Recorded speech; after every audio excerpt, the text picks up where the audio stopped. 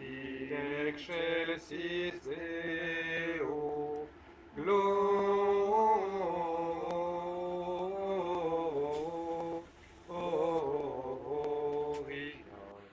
in excelsis Deo. Seigneur, tu as fait resplendir cette nuit très sainte des clartés de la vraie lumière.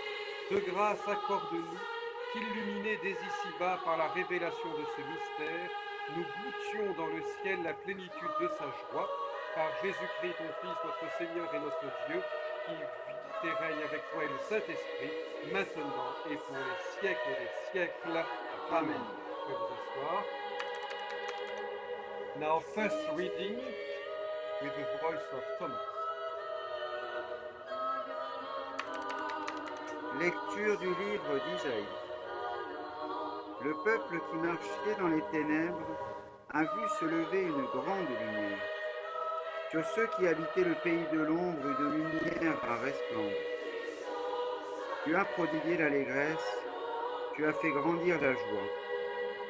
Ils se réjouissent devant toi, comme on se réjouit en faisant la moisson, comme on exulte en partageant les dépouilles des vaincus. Car le joug qui pesait sur eux, le bâton qui meurtrissait leurs épaules, le fouet du chef de corvée, tu les as brisés, comme au jour de la victoire sur Madian.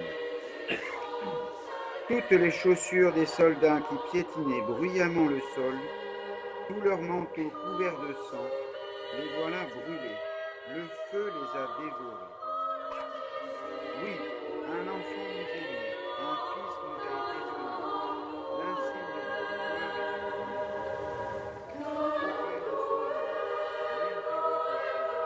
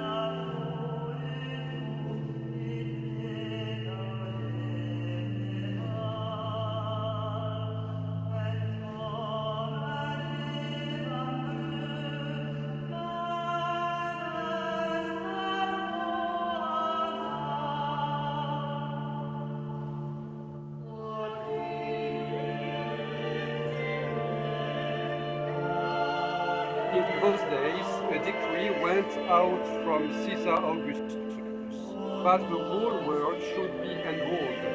This was the first enrollment when Quirinius was governor of Syria. So all went to be enrolled, each of his own town, and Joseph too went up from Galilee, from the town of Nazareth, to Judea, to the city of David that is called Bethlehem, because he was of the house and family of David, to be enrolled with Mary, his betrothed, who was with child. While they were there, the time came for her to have a child, and she gave birth to her firstborn son. She wrapped him in swaddling clothes and laid him in a manger, because there was no room for them.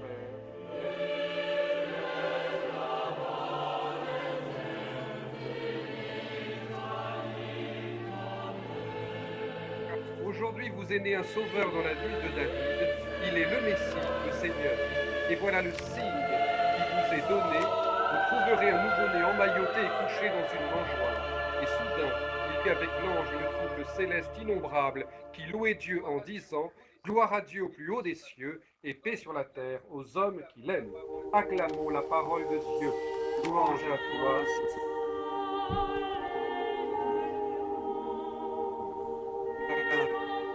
Petit mot bref pour d'abord nous réjouir puisque c'est la troisième expérience que nous faisons, le troisième ou quatrième, je ne sais plus, messe de Noël qui en même temps est une messe virtuelle.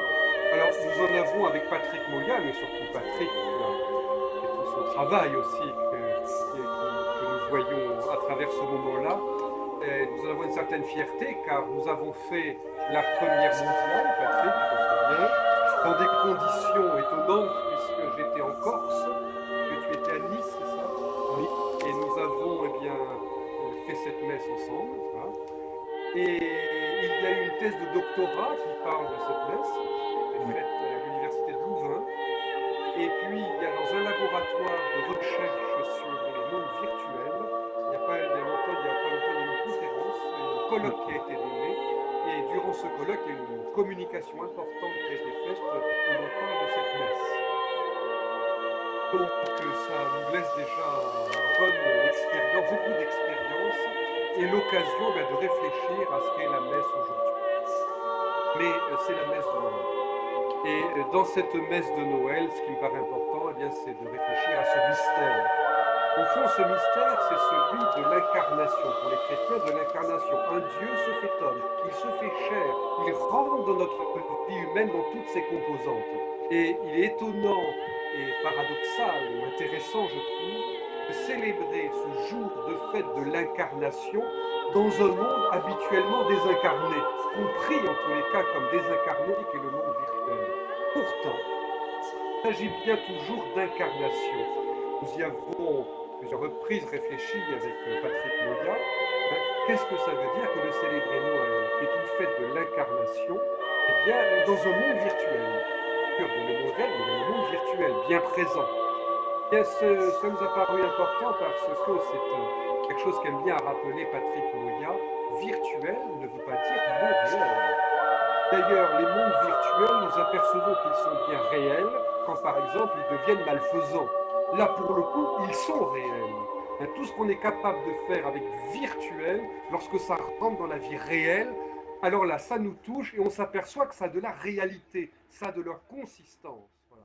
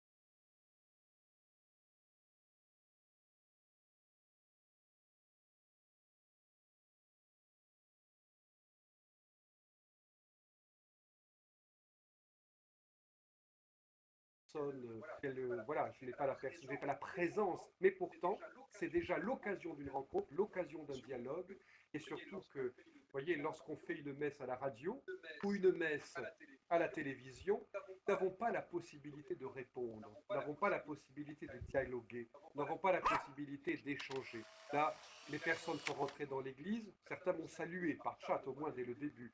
Il y en a avec qui on a pu parler pour dire bonjour.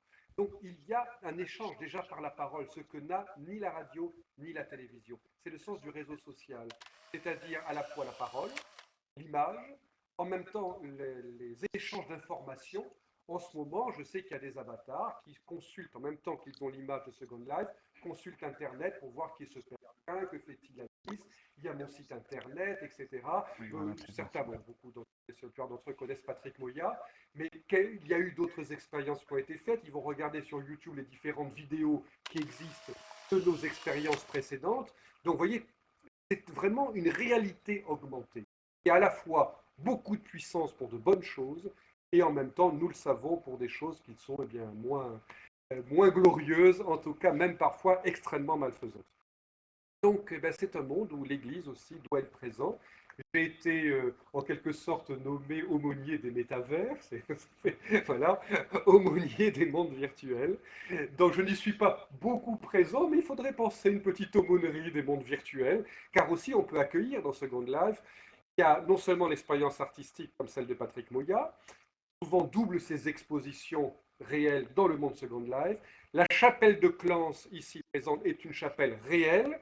Nous étions ensemble, Patrick, je lui ai même fait un baptême une fois. Et voilà, donc elle existe bien dans l'arrière-pays niçois, comme la nouvelle chapelle Saint-Sébastien, qui existe pas loin d'ici. D'ailleurs, pour ceux qui sont dans le monde virtuel, la chapelle Saint-Sébastien est juste en contrebas, si vous voulez aller la visiter. Et pour nous, elle est du côté du Mas. Nous l'avons inaugurée et bénie ensemble, Patrick, il n'y a pas très longtemps. Voilà, donc c'est ces mondes qu'il faut rejoindre, car aujourd'hui, eh bien, nous vivons comme ça. Souvent, on reproche aux personnes d'avoir toujours le nez dans leur téléphone portable, alors qu'en fait, tout simplement, ben, notre vie est en train de changer et les écrans, tous ces mondes-là finissent par faire partie de notre vie, et parfois même à notre insu. Voilà pourquoi il est bon à la fois d'y vivre, de bien connaître ces mondes et en même temps d'y avoir du discernement.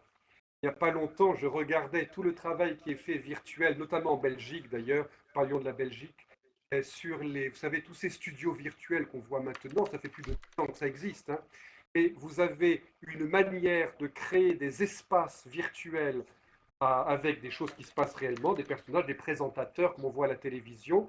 Nous y vivons complètement. Même aujourd'hui, un film documentaire animalier, par exemple, est plein d'effets spéciaux. Il y a du virtuel à l'intérieur même de ce documentaire, où on corrige, où on ajoute des choses, voyez, des éléments, pour faire joli, pour faire beau. Ce n'est pas pour tromper, mais simplement, ça fait partie de notre vie. Nous sommes envahis, au fond, d'images virtuelles, et parfois même à notre insu, sans nous en rendre compte.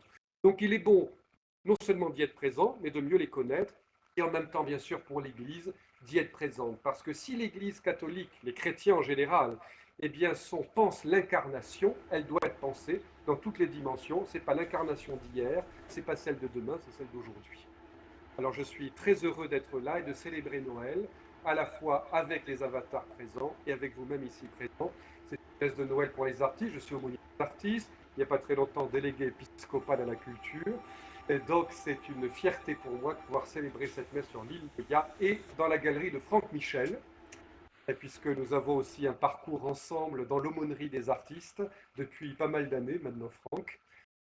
Et donc, c'est aussi un très très grand bonheur que d'être au cœur d'une vraie galerie à Nice, avec tous les artistes qui sont là représentés, dont Patrick Moya, mais bien d'autres, comme je vois François Nazica qui est très présent, Bessé, voilà, et d'autres. Donc, c'est vraiment un lieu voilà, vivant, avec de l'art vivant, des créateurs, et c'est aussi important de pouvoir le célébrer. Alors, nous continuons. Je souhaite vraiment un Merry Christmas, vraiment un bon Noël à tous. Bon Natale à tutti, pour ceux qui sont de langue italienne, et que nous puissions vraiment vivre ce Noël en continuant notre présent, vous voyez, tel que nous sommes, au fond, sans rien rejeter, car après tout, les choses ne sont ni bonnes ni mauvaises, elles sont bonnes ou mauvaises dans ce que nous sommes. Et nous pouvons faire comme Patrick Moya avec du virtuel des choses absolument extraordinaires. Patrick Moya vit passe une bonne partie de sa vie devant ses écrans. Non, c'est vrai, Patrick, je crois. Et ça n'empêche pas d'être un artiste au sens plein du terme, voyez, et d'avoir une vraie et profonde vie artistique.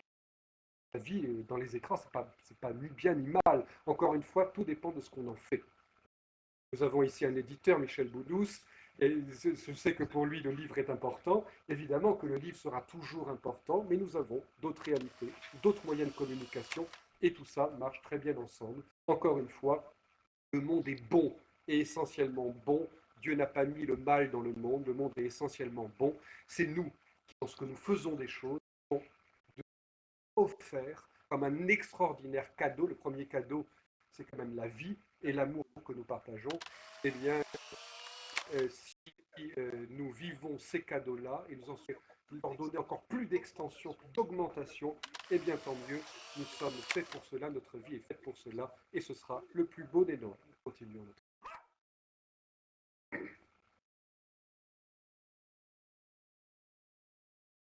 Durant cette messe, nous avons l'habitude d'avoir une prière universelle.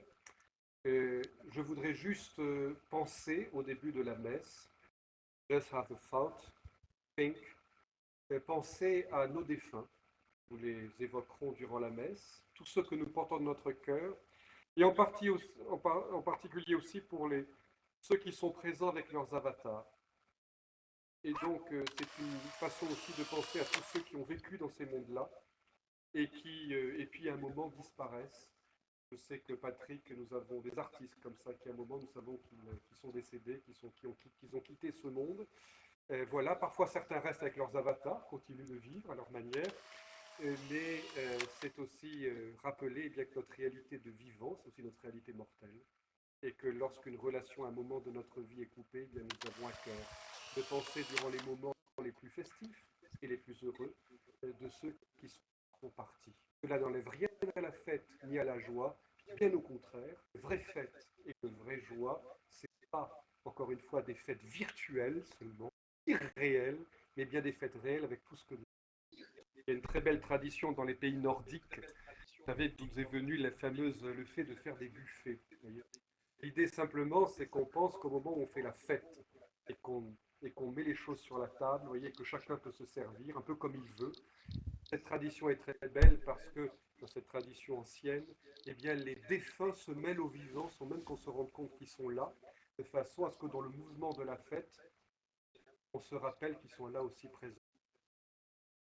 Donc je trouve que cela est très beau de pouvoir se souvenir que bien, les liens interrompus, nous continuons à les vivre par notre mémoire, et la fête ne serait pas la fête s'ils étaient absents de nos fêtes. Donc la réunion de la famille au sens large et de la famille humaine en ce jour de Noël, c'est de le souvenir eh bien, que nous continuons dans l'espérance, non pas l'espoir, bien l'espoir, mais l'espérance, c'est-à-dire que les liens d'amour ne s'arrêtent pas avec la mort, que nous continuons, chacun à sa manière, à le vivre dans notre cœur. Tu es béni de l'univers, toi qui nous donnes ce pain, fruit de la terre et du travail des hommes, nous te le présentons, il deviendra le pain de la vie. Béni soit Dieu maintenant et toujours. Tu es béni, Dieu de l'univers, toi qui nous donnes ce vin, fruit de la vigne, du travail des hommes, nous te le présentons, il deviendra le vin du royaume éternel. Béni soit Dieu maintenant et toujours.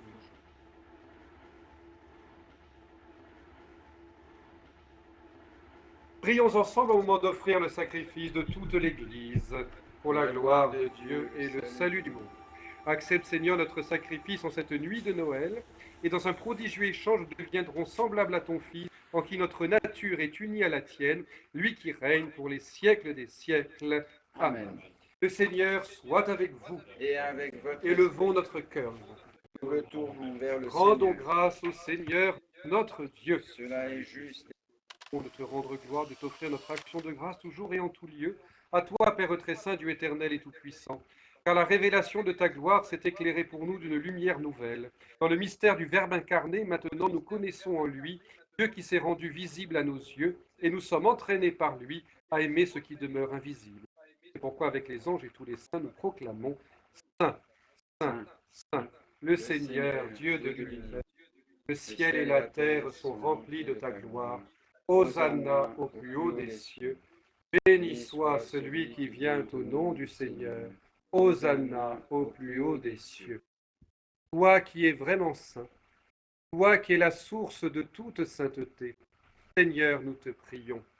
Sanctifie ces offrandes en répandant sur elles ton esprit. Qu'elles deviennent pour nous le corps et le sang de Jésus le Christ, notre Seigneur. Au moment d'être livré, d'entrer librement dans sa passion, il prit le pain, il rendit grâce, il le rompit et le donna à ses disciples en disant « Prenez et mangez-en tous, ceci est mon corps livré pour vous.